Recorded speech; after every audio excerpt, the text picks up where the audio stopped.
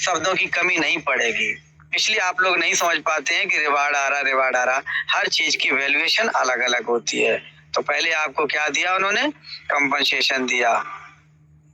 एक compensation already आप लोगों को मिल रहा है। यूके गवर्नमेंट का आप लॉज पढ़िए।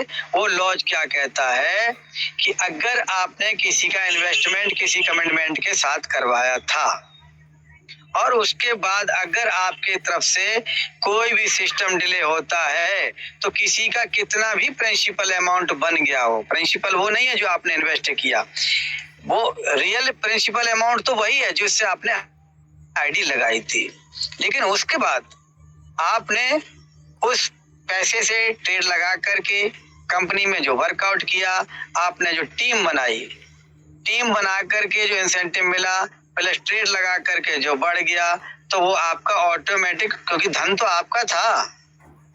तो जब आपका प्रिंसिपल था, आपने काम किया, वर्कआउट किया है, क्योंकि टीम बनाई, आपने ट्रेड भी लगाई, उसकी वजह से आपने अर्निंग भी लगाया, स्टेक भी किया, तो वो प्रिंसिपल आपका बढ़ गया।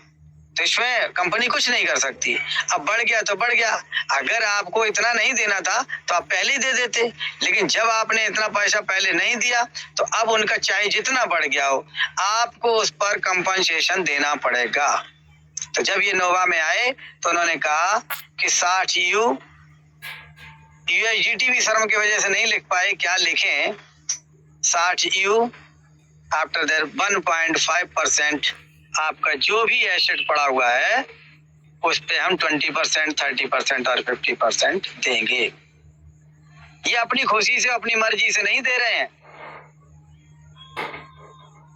ट्रेजर मेटा टेक्नोलॉजी कंपनी आपकी अभी भी रजिस्टर्ड है, विस्तार हुआ है, बढ़ी है। ट्रेजर मेटा टेक्नोलॉजी इंक से वो हुई ट्रेजर मेटा टेक्नोलॉजी लिमिटेड, और उसके बाद उसका और विस्तार रूप 12 कंपनियों के मर्जर के साथ बनी ट्रेजर मेटा कारपोरेशन। तब उन्हें यूएसए की कैलिफोर्निया का एड्रेस उनको जरूरत पड़ी, उसको वो यूज किया। तो कंपनसेशन आपको वहां से मिल रहा है 1.5%, जो कि सिस्टम के ऊपर अतिरिक्त बोझ है, लेकिन देना तो उनको पड़ेगा। और धन की पास कमी नहीं है, लेकिन धन ऐसे लुटाया नहीं जाता। आपको पता है, आपको एग्जाम्पल ऐसे ही बता सकता हूँ, रास्ते में कभी भिखारी देखिएगा, जो खुद गरीब होगा वो जेब से 10 रुपया निकालेगा, और जो अमीर आदमी होगा वो अपनी जेबों में चिल्लर तलाश कर रहा होगा। अब बात कोड करना, जो गरीब आदमी होगा उसके सामने हाथ फैला के देखना, वो 10 का नोट देगा, वो सोचेगा कि भाई गरीब आदमी है, कम से कम खाना नहीं खा पाएगा तो चाय तो पी लेगा, वो उसको 10 रुपया दे देगा मांगने वाले को। लेकिन वहीं पर एक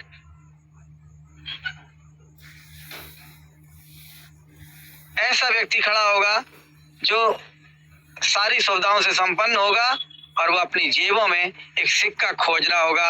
अगर सिक्का मिल गया तो अच्छी बात, नहीं तो बोलेगा नहीं चेंज नहीं है। अरे तुझे चेंज करने की क्या बात थी, तू 100 रुपया दे सकता था, लेकिन वो नहीं देगा। कारण, एक भिखारी को कभी मैंने 100 का नोट दिया, वो भिखारी इतना ईमानदार था, बोला साहब केवल 5 रुपए चाहिए। तो मैंने कहा रख लो ना भाई, मैं खुशी से दे रहा हूँ। बोले आप खुशी से दे रहे हैं, लेकिन हम खुशी से नहीं ले रहे हैं, हमें 5 रुपया दे दो। मैंने कहा मैं तुझे 5 रुपया खुले करा करके दूंगा, बस इतनी बात बता दे कि बात क्या है। बोले सर मैं भी कभी 100 रुपया ही दिया करता था, आज मेरी ये हालत हो गई कि मैं 5 रुपया मांग रहा हूँ चाय पीने के लिए। समझ आया? यस या नो? आ गया।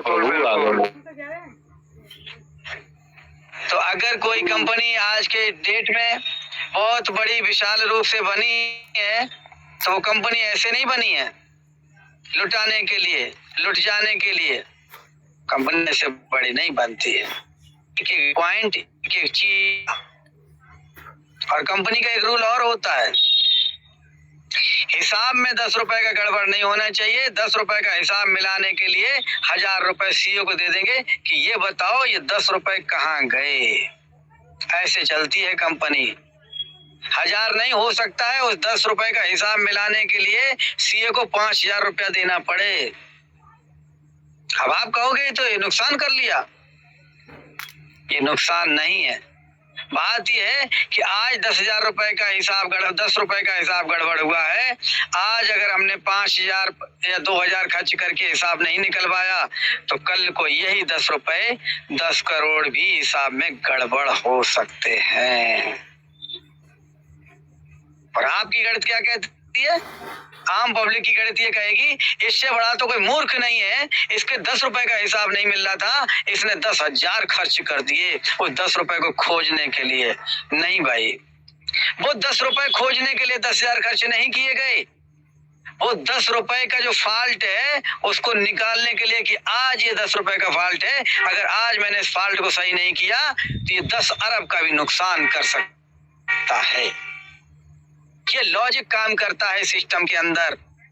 इन बारीकियों को जिस दिन आप समझ जाओगे तो आप भी कंपनी बनाना सीख जाओगे, और एक दिन जब ये पैसा आप कमाएंगे तो कंपनियां बनाओगे, उस दिन इस भाई की बात याद आएगी कि क्या क्या पॉइंट हमें दिए थे कि बिजनेस के रूल क्या होते हैं। और आप गणित लगाओगे क्या? 10 रुपए के लिए 10,000 खर्च कर रहे, इससे बड़ा कोई मूर्ख नहीं, इसको व्यापार करना नहीं आता। हर आदमी को मालूम क्या लगता है? हर आदमी को लगता है कि सामने वाला पैसे वाला बहुत है, लेकिन इसके पास अकल नहीं है। अगर इतना पैसा मेरे पास होता, अरे साहब उसने पैसा बनाया कैसे?